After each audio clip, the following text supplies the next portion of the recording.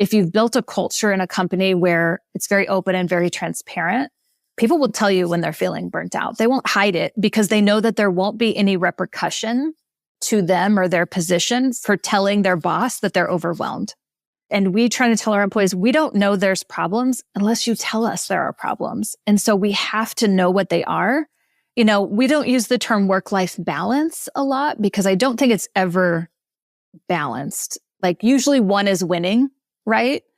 So it's about making sure that you're not spending too much time on one end or the other. But sometimes work is winning, sometimes life is winning and interfering with your work life. So it's just about that flow and integration of that. Welcome to the Rise and Play podcast. I am Sophie Vaux, your host and leadership coach. In the show, my wonderful co-host and I sit down with influential and diverse leaders from the gaming industry to hear about their leadership journey.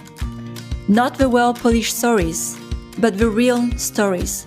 The up and down, the breakthrough, and the failures. Or should we rather say learnings? Each episode will transport you into a magical space of vulnerability with our guest. And together, you'll be reminded that no matter how hard it is, you are not alone in this journey and find the courage to keep going. Come and join the ride. Let's begin. A former product leader who worked 16 years in the gaming industry, I know how difficult it is to get reliable and usable player insights. The logistics of scheduling, recruiting the right players, collecting and reviewing feedback, it is all time away from game development.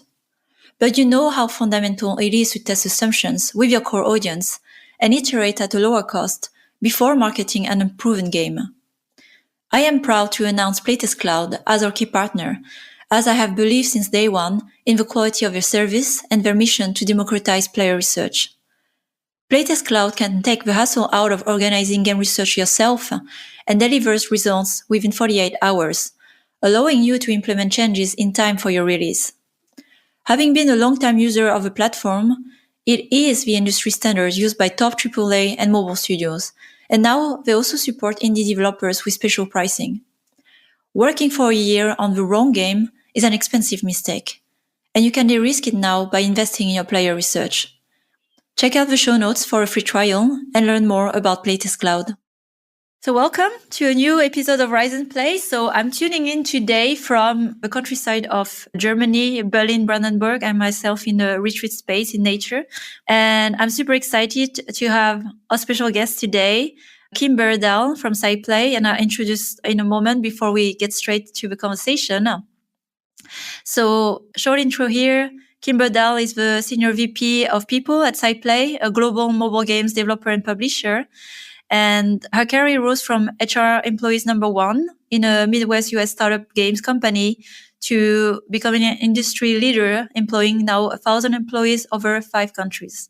And that's what we'll cover also today, because how do you do this in a very complex context and geopolitical, multi-generational, the list is long, so I'm very excited to ask about that.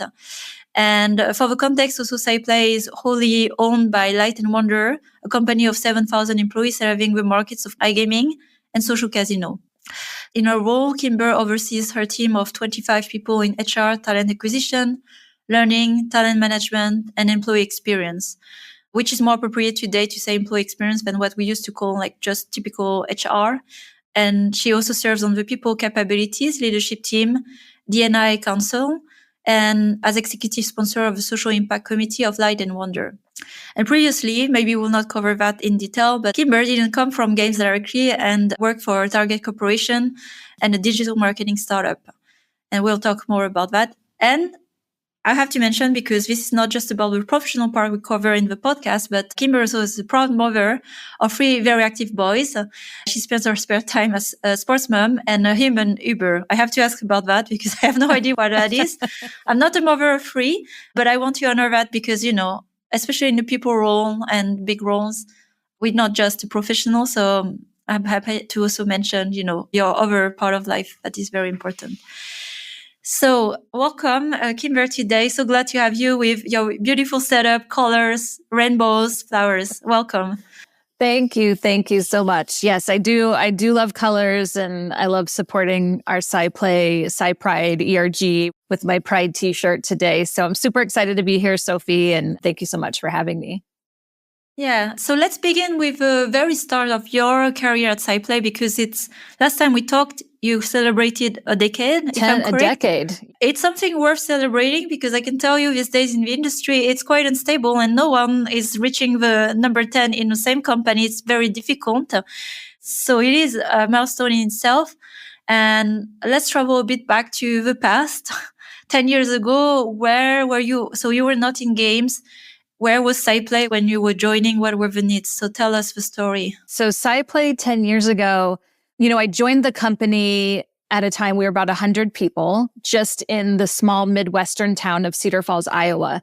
And I'm not sure if you or your viewers are aware of kind of Midwestern United States. It's not exactly a hub for mobile games talent, but this company was founded here in Iowa in the late 90s, actually making CD-ROM products. Oh. 3 gentlemen who grew up in Iowa on farms. They loved going to the casino and they loved video games, and they wanted to kind of merge the two. And so they built a very successful CD-ROM business. And then as the iPhone, and mobile technology came about, then they transitioned their business model and were eventually acquired by WMS Gaming. So when I joined, we were operating as Williams Interactive, which was part of WMS Gaming. Like I said, small company, 100 people here in Iowa. They had just acquired a small company in Israel called Dragonplay. It was about 30 people at the time. Like a lot of small companies, not a lot of mature processes or structure, but it was really fun. It was exactly why I joined, because previously, as you said in my bio, I worked for Target Corporation, which is a Fortune 50 company. Very mature processes. Everything is well defined, but the ability to really put your own style and stamp on something, is harder to do in a company of that size. And that's really what I wanted to do with SciPlay. It had really great bones. It had this great culture. It had these founders who were very culture first, really rooted in that Midwestern, humility and values. So it was a really, really exciting time. And the moment I joined, they said, we need to double. We're going to double in our revenue. We're going to double in our headcount. We need to expand in the US. And mobile games were becoming more sophisticated in that kind of 2015, 2016. At that time, we didn't have a product management function. We didn't have a marketing function. And so we were building out those as we were growing. We were also maturing a lot of our people processes. So from a people perspective, in the early stages of a company, it's difficult to manage performance, I think, for the smaller companies because they know everyone, right? They've hired their neighbor, their friend, their brother-in-law. And so, they want to keep everyone happy and everyone together. But the impact of individuals who can't perform at the expectations that have a much greater impact on a small company, because everyone needs to wear a lot of hats and everyone has to pull their weight. And so really honing in on our performance management, making sure we had very clear leadership expectations too, was very important in the beginning. I think we made the mistake, and probably a lot of small companies do, where when you need to have somebody manage a function, you pick the most technically sound individual to be the manager. And that doesn't always work out the best. They might be the most technically savvy at their role, but maybe lack some management capabilities. So really making sure we had good leaders, and also invested in dedicated recruitment for our growth, because we were going to be growing. We needed somebody who really understood the market, could really help us go after that talent that we needed. Like I said, we were based in Iowa, not a lot of mobile games talent here. And so we knew we needed to expand in the US. And we looked at a few different markets. We looked at Seattle, we looked at Denver, Colorado, and we looked at Austin, Texas. Ultimately, we ended up expanding and opening a studio in Austin, Texas, which is there's lots of our competitors there, a lot of gaming talent. And we opened a studio there in May of 2016. So, some of the challenges in those early days was just figuring out how to operate now that we weren't all under one roof. We weren't just the 100 people under one roof. We had another office in the US. We had some remote people in the US. We had this growing office in Tel Aviv, which has a completely different work schedule than we have. They work Sunday to Thursday. in Israel and, the different kind of cultural norms and the way people want to be communicated with, and really leading the founders along that journey of why we needed to transform and why we needed to meet people kind of where they were at in terms of the way they need to be communicated with and in what way and what's kind of culturally expected was, really a big challenge and a very exciting time to kind of learn that myself as well, as it was my first role in kind of international HR. And so, luckily I had a really great partner who's still with the company. She's got even a longer tenure than I do with the company. She's based in Israel. And, you really need that as you're expanding globally to have those strong partners overseas where they understand the cultural norms, they understand what people need and want, and can really be your boots on the ground kind of leadership in those locations. So it was a wild first few years at SciPlay. And then in 2019, our parent company actually decided to take us public. We went through an IPO process in May of 2019. We listed on the NASDAQ as SciPlay. So that's when we officially became SciPlay. And we operated that way for about 4.5 years until our previous parent company, Light & Wonder, decided they wanted to have us back. And we came off NASDAQ and became a part of Light & Wonder in November of 2023. So we've been private and small. We've been private and kind of big. We've been public. We've been reacquired. So have been through a lot of different transition and journeys over my 10 years.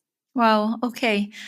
This is quite a journey, and I see different pointers that could be quite interesting to examine, more also in the people, scaling and leadership. So I'm interested in the beginning, actually. So I have a follow-up question where I see this also a lot in my work, working with actually more smaller startup.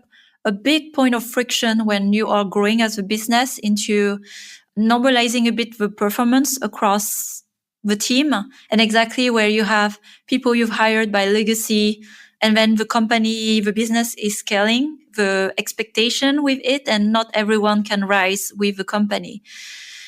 I see this is like a breaker point for many companies. So I wonder, how did you do it at the beginning where, you have 3 founders, they have a certain way of working, and you come exactly with a lot of maturity of process. And this probably requires a lot of trust, adjustment, disappointment, maybe.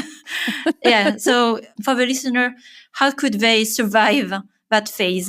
It definitely takes a lot of trust, and it takes time to build that relationship between the founder, CEO, and, the head of HR.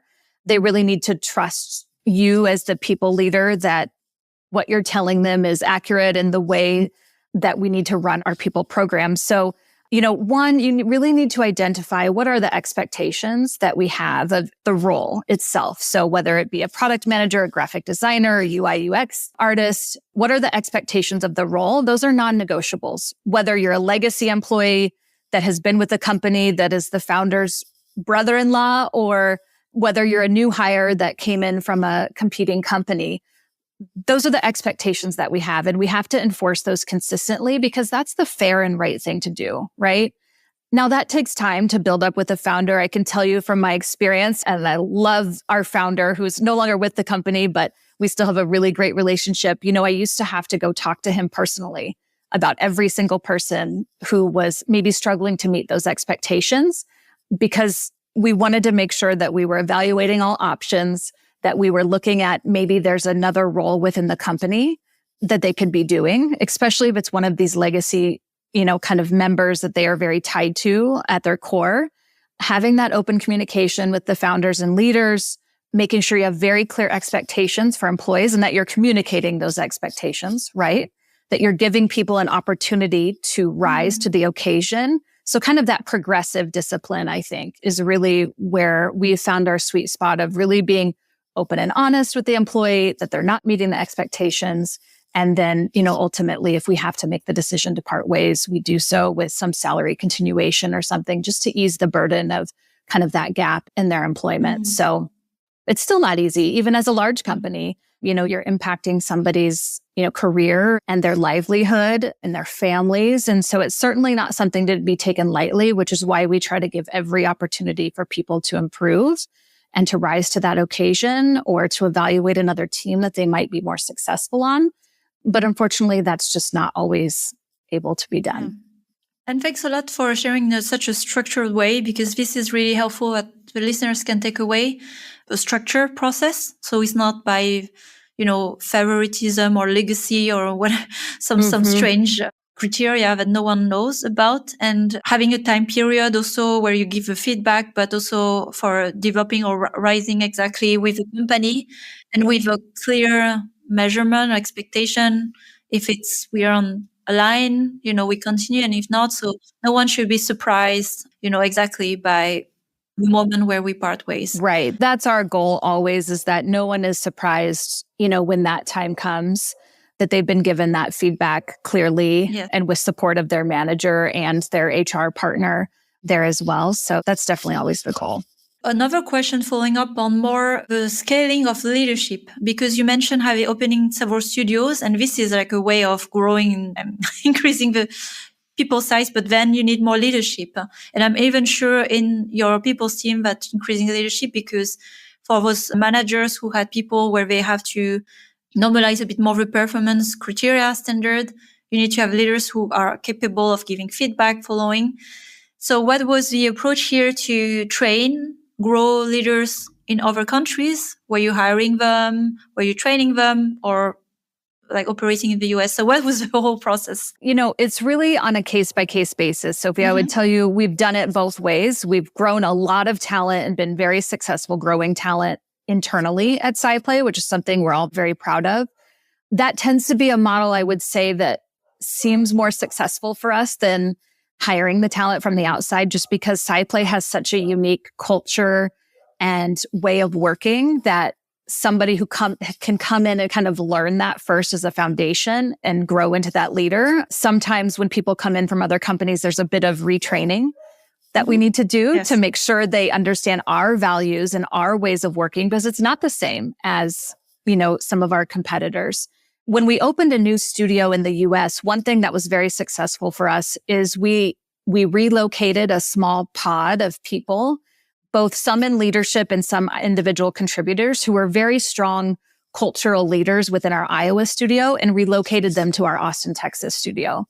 That way you had that kind of startup group that knew the way things worked and the way that we wanted to operate and the way that we talk to each other and what our values are. And they could help instill that in the hires that we were bringing into that Austin studio.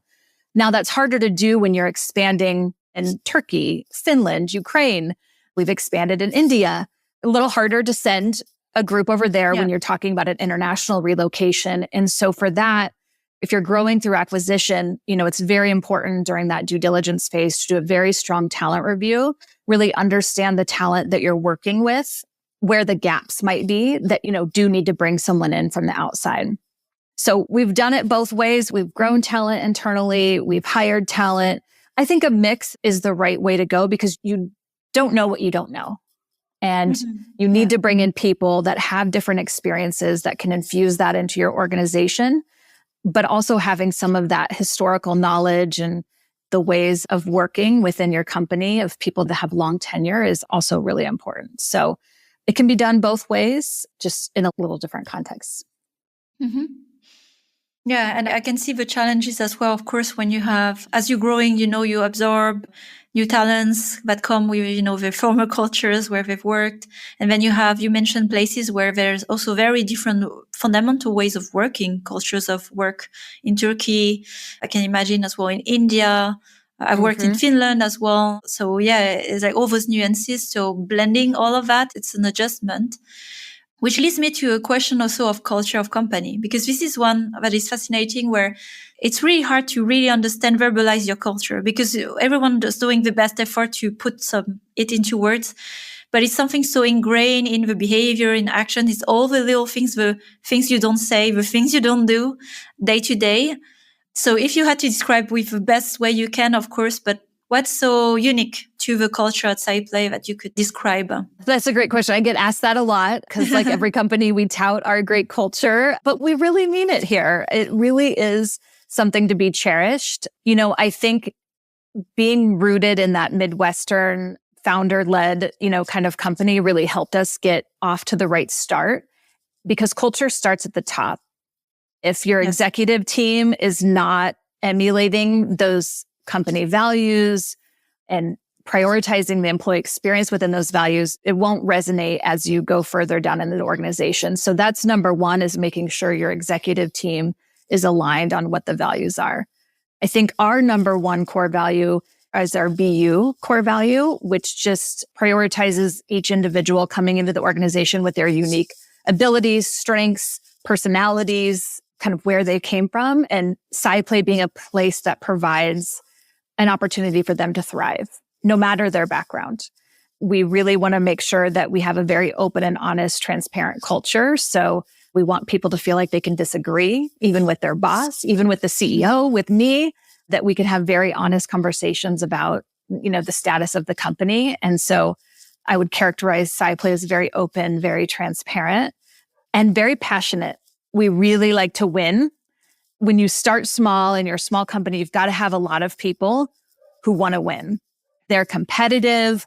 They want to do whatever it takes because they want to be the best, not just for themselves, but for the company and for the rest of the employees, and to continue to provide all these amazing benefits and things that we have within our company. You've got to have those super passionate, hungry people who are just out there very excited about what we're doing. So I would describe us as very passionate and just a place that you can be yourself.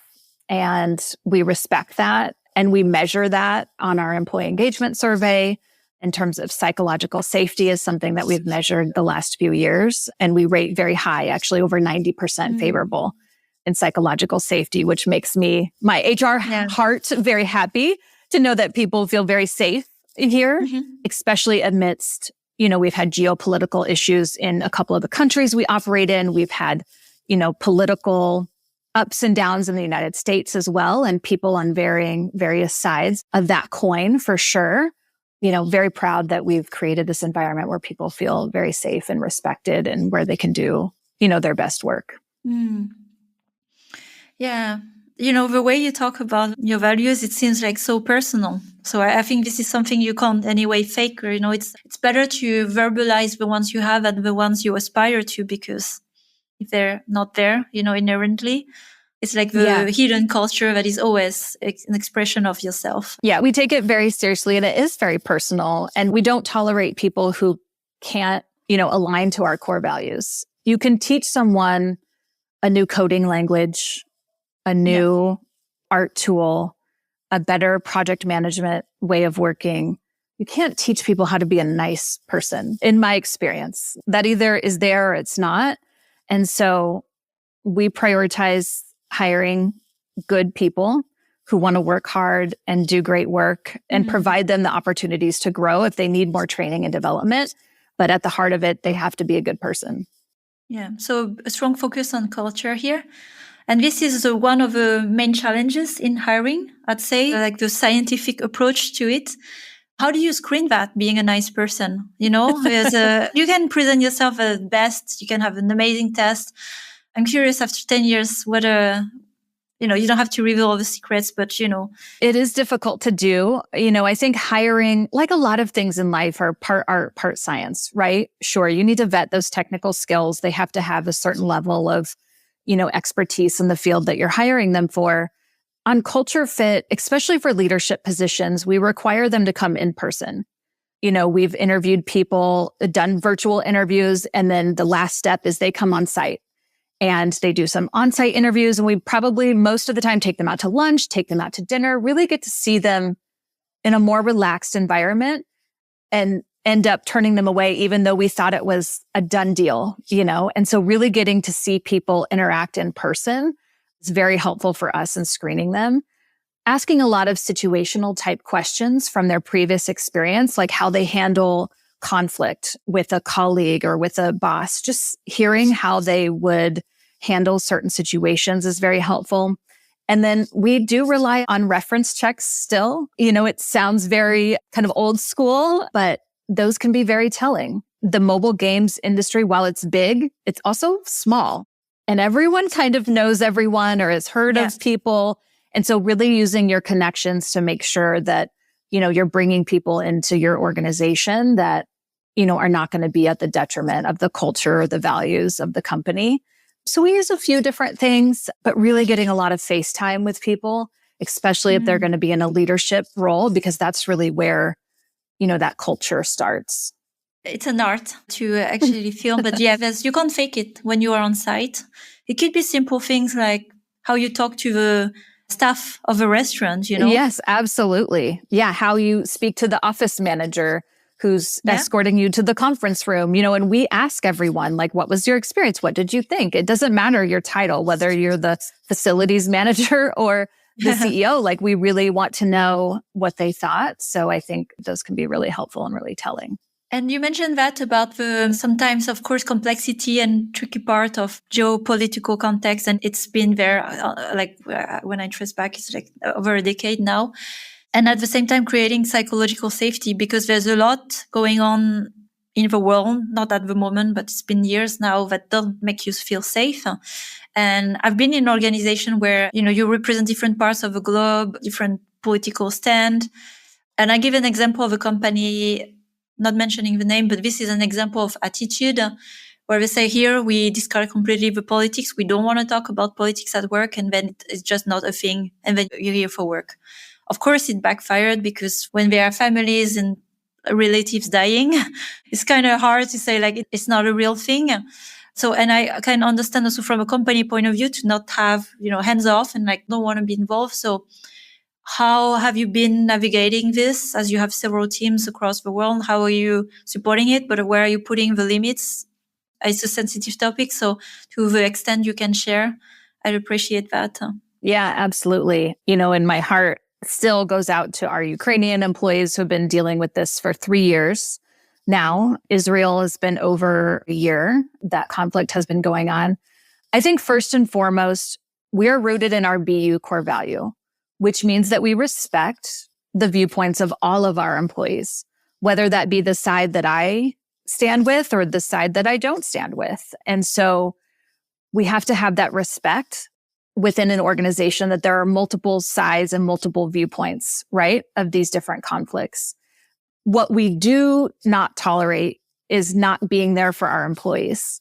That is what we are here to do, is to serve and be there for our employees.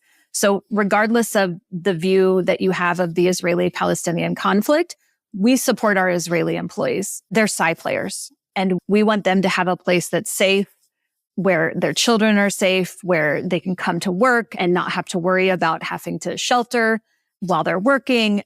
We want to see them thrive. And so meeting them and supporting them and what they need during that time was our first and foremost priority, both in Ukraine and Israel.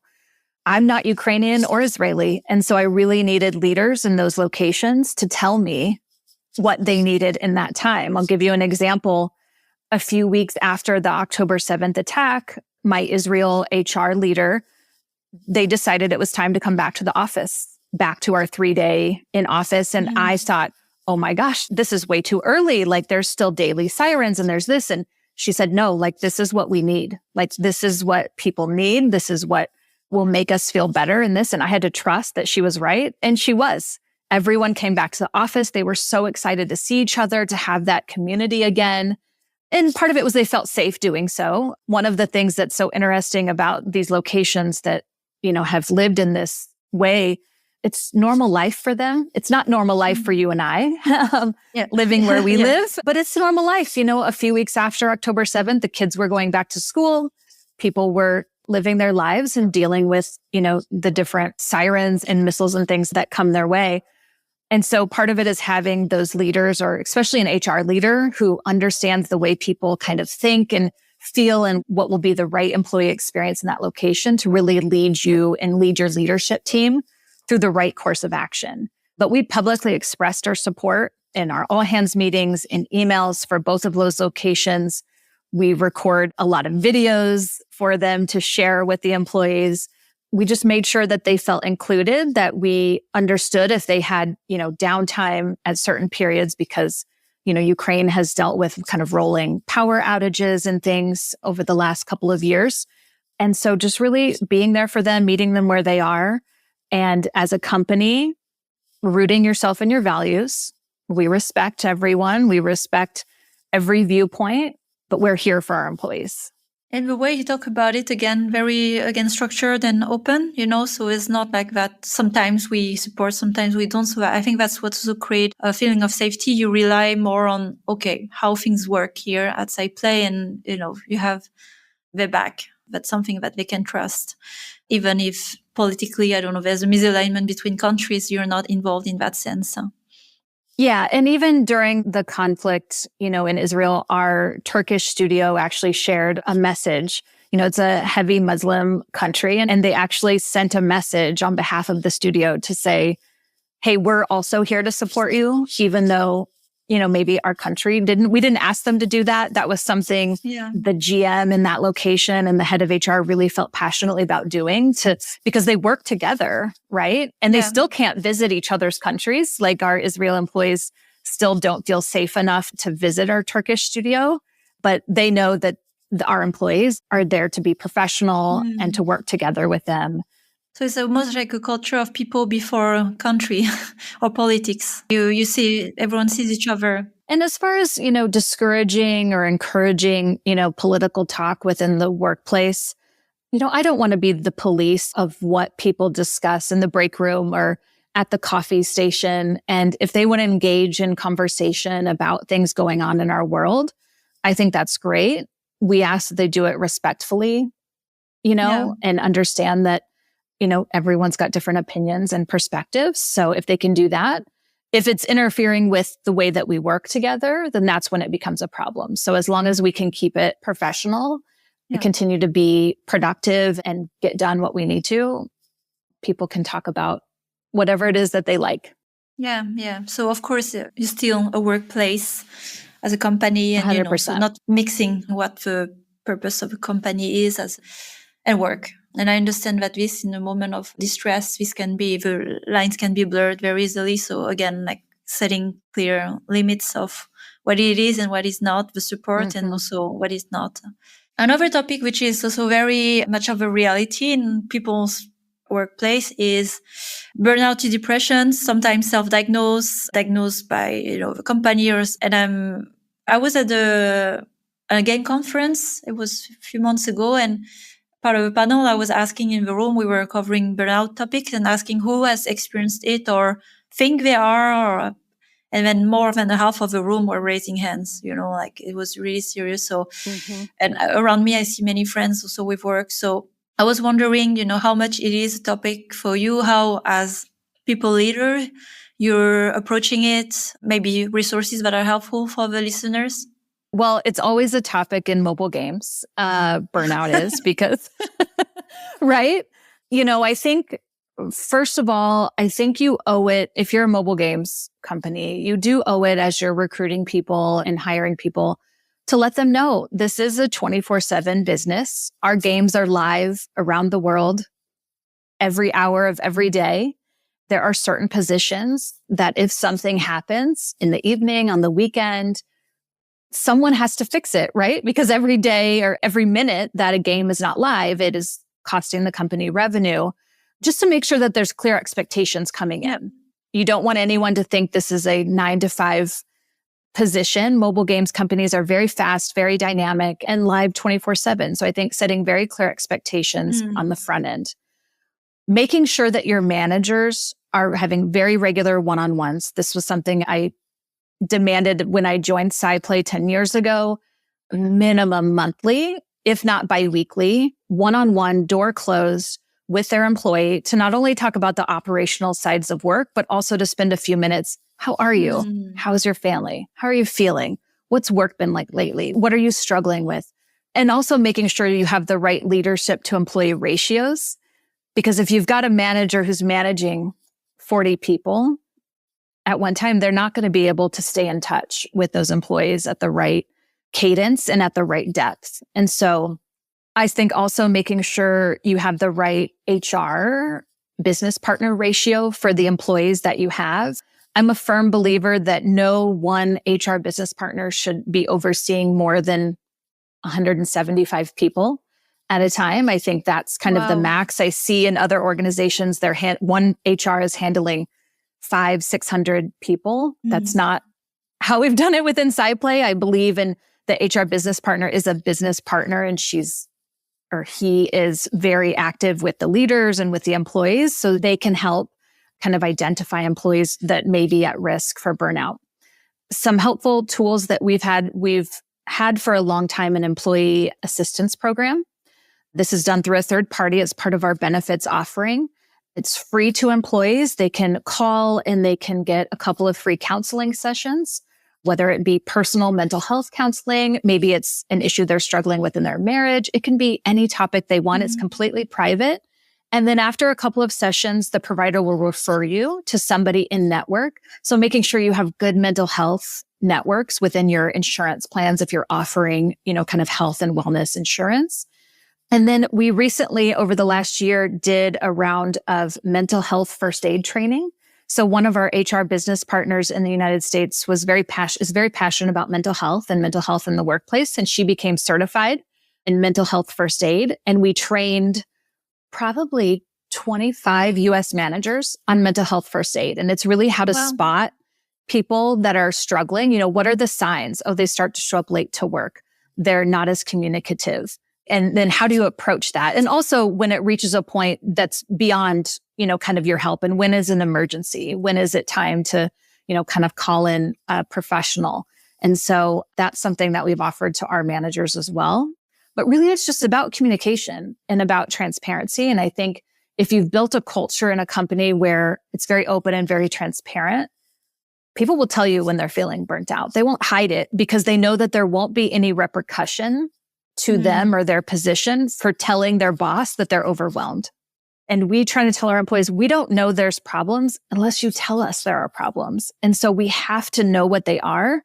We had this in a couple positions in the US, particularly in the configuration and quality assurance area.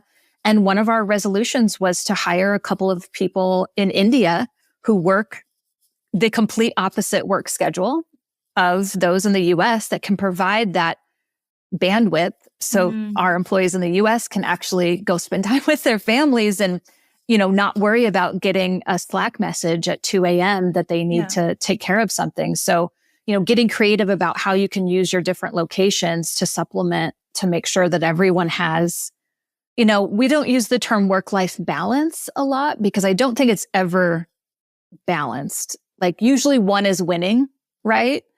So it's about making sure that you're not spending too much time on one end or the other.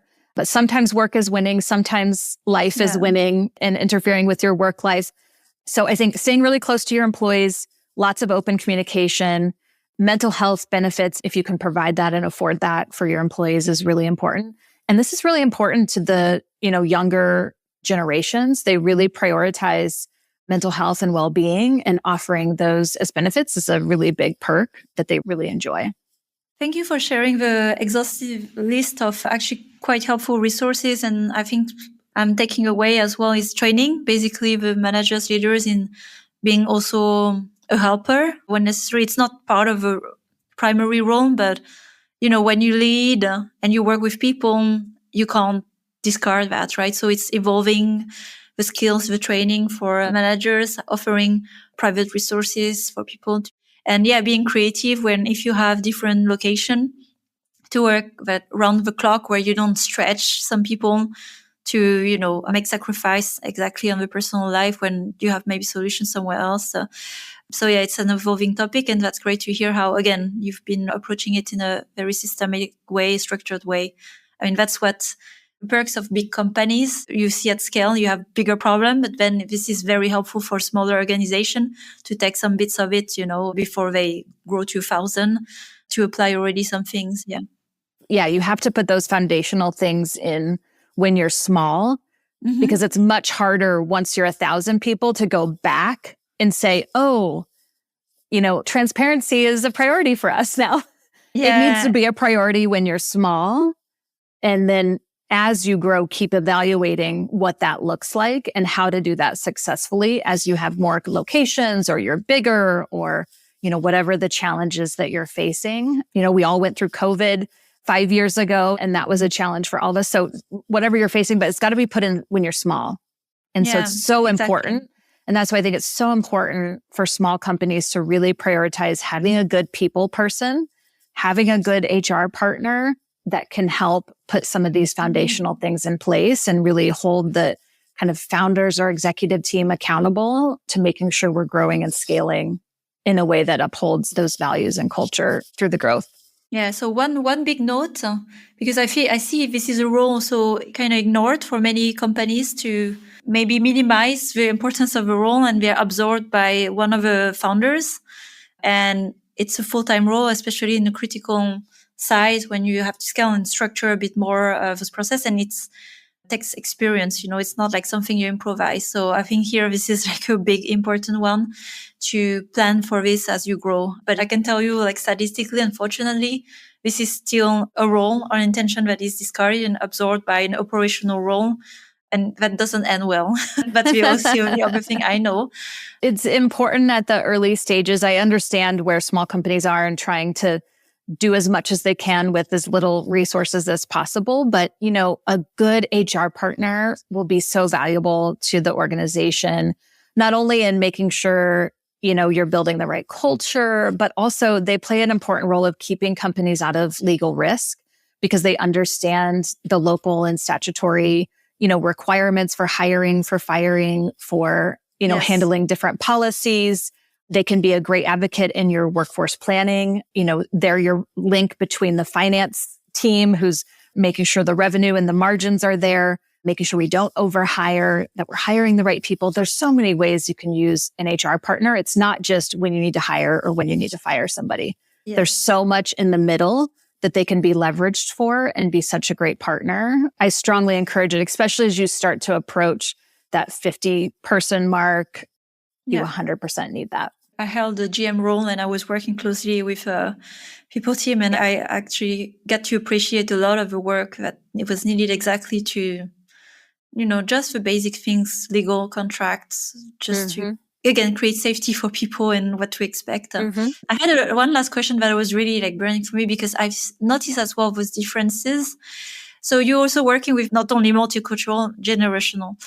And of course, here we can generalize and make stereotype, and that's not really what I want to cover through the question, but it's more observation. Maybe there's some meta trends you've noticed, especially I'm part of more of a millennial generation, and I kind of know how we were doing things maybe compared to the older generation and a bit like entitled and spoiled. So I take that.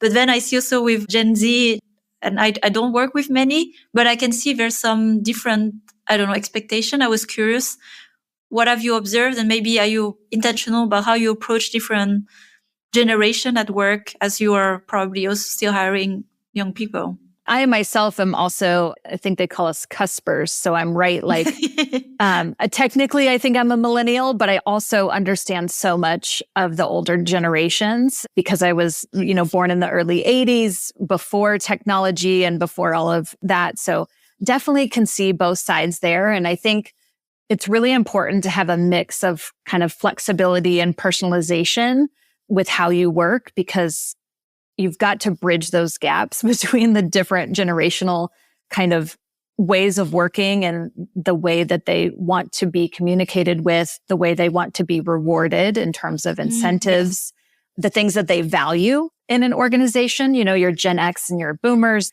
they value stability. They want structure. Whereas Gen Z, kind of millennial, they want to know that they're working for a company that's doing good. Like, how are you giving back to the community? We just talked about mental health. Like, what are those incentives that are there for me there? So I think you've got to have a little bit of both, even in terms of communication. Gen Z, they love the instant messaging, right? Like, do not send them an email. Can you record a video that they can watch in an email? So a lot of times when we send a big email that has important information in it, which hits our Gen X and our boomers where they are, we also send that in a Slack message.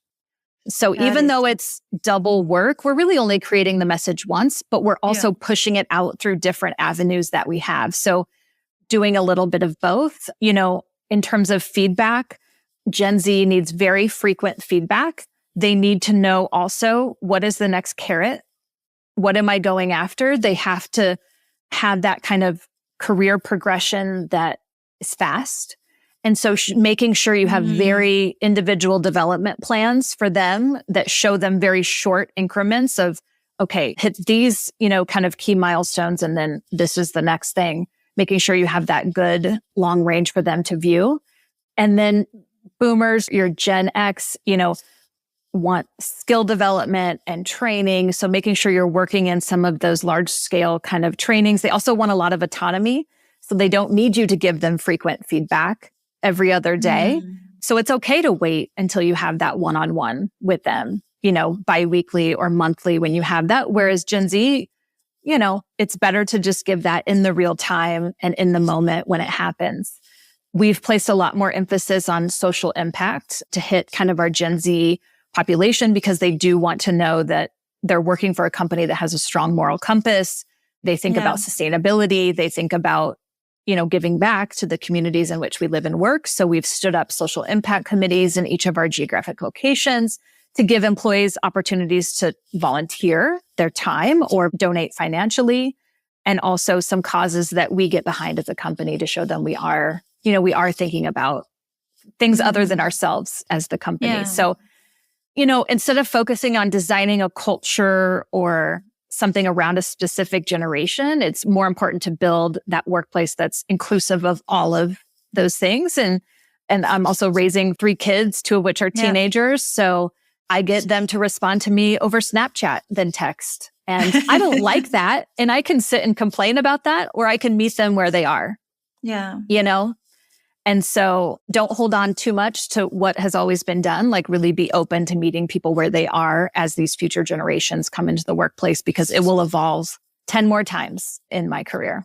I really appreciate your so structured way. This is really a skill to identify, and a keyword for me that emerges in, again, part of your culture, I guess very much, is the flexibility, like openness and flexibility, evolving. Because, you're just evolving with your time, your audience. It's not just the players, but your employees, right? Yeah. And in the mobile game space, you've got to be evolving all the time because the market and the environment, the dynamic is changing. And you've got to be okay going back to your employees and saying, we did this a couple of years ago. We thought we were going to go heavy on casual games, which is a departure from our social casino kind of expertise. And hey, we have this VP of casual and we're going to be doing all these things. And within a year, we were kind of slowing down all of that because it wasn't the right time to launch games. And so it's about being okay to make those pivots, and you make the best decision with the information you have at the time.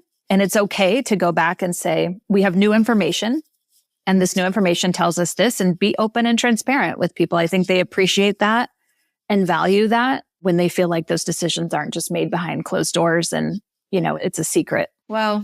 This is quite a lot of wisdom. I appreciate that you shared, 10 years of experience we try to pack in 1 hour and from all of some of the company, but a lot of, actionable also insights, which I appreciate a lot for our audience. I would like to close the conversation today with either, what are you looking forward to? You've done and seen quite a lot, but what's after 10 years? I don't know. If I have missed to ask something that, is important for you, then please also, share whatever we have. I'm just really looking forward to seeing how SciPlay and Light and Wonder evolve over the next few years. Like, even though I've been with the same company, kind of in the same role for 10 years, it does feel like I've had multiple careers because the market has changed. We've done different things. We've tried different genres. The sweepstakes business gaining traction, and how will that impact? Obviously we think about, legislation and how that's impacting different markets in terms of social casino operations. So just seeing how it will evolve with all these new, and AI is changing the way we work. Like, there's so many cool new things. So I don't see myself going anywhere. I think the role will continue to evolve and we'll continue doing new and exciting things. And, for people out there, listeners who want to get into games, like, it's such a great space, really can provide you an amazing career, amazing opportunities that will never be the same from day to day. It will always be changing and evolving. And that's what I love most about games. So I just hope more of that, please. Embracing completely the winds, of change. That's what I'll take. Embrace the winds of change, because they will come. Yeah, but you've been doing this through several waves already. But this is maybe the kind of optimism, we need these days where the attitude, because it's easy to be really, overwhelmed by difficulty and changes. Well, thank you very much, Kimber. It was such a pleasure to ask and connect. And I've learned a lot through a conversation. So I'm glad we finally have that conversation. And I hope also you've had a great time. Yeah, it was great. It helped me reflect about my journey here at SciPlay. And I hope I shared some helpful things for your listeners. And it was a pleasure getting to connect with you. So thank you so much for having me. Yeah, thank you, Kimber. Have a great rest of the day. All right. Thank you. Thanks for listening to this latest episode of the Rise and Play podcast. We keep growing our community of conscious leaders across the industry and beyond. If you want to join this movement, please share the podcast with other conscious leaders, because we have so much more we can learn from each other. And if you want to accelerate your growth, I offer creative leadership coaching and workshop, plus other free resources that you can find on riseandplay.io. I can't wait to connect with you. Have a great week, and remember to take care of yourself. Until the next time,